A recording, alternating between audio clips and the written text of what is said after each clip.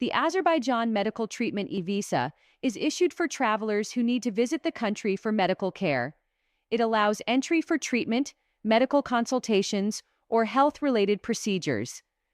This visa is obtained online, making the application process simple and fully digital.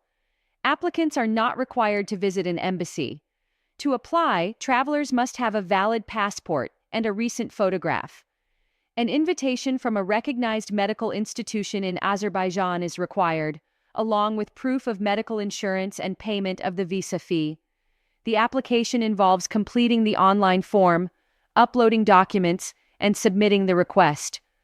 Once approved, the e-visa is sent electronically and should be printed before travel. The medical treatment e-visa is a single-entry visa.